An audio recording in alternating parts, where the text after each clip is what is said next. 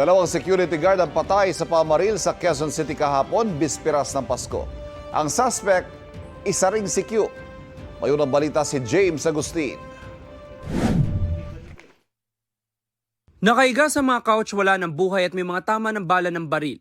Ganyan natagpuan ng dalawang security guard sa isang branch ng car dealership sa Barangay Fairview, Quezon City. Ayon sa Quezon City Police District, napuruhan sa ulo at leg ang mga biktima. Yun ang sa nakikita natin sa ating investigation. Ang mga biktima ay pinalil habang Sa initial investigation po natin, ang sabi po ng witness na isang sales agent, yung isang duty din po na security guard ay nagsabi na tulungan siya dahil pupuntahan niya yung mga taong papatayin niya.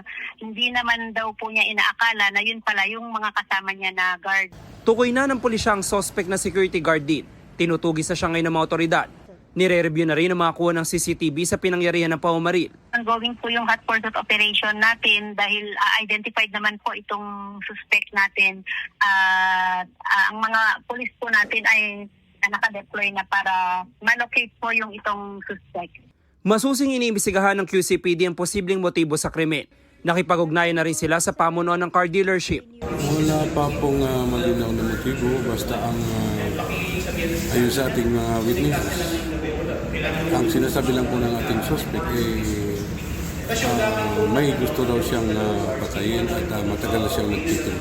Maaari po may previous grudge po sila kaya siguro nagawa niya. Ito ang unang balita. James Agustin para sa GMA Integrated News. Kapuso, huwag magpapahuli sa latest news and updates. Mag-iuna ka sa balita at mag-subscribe sa YouTube channel ng GMA Integrated News.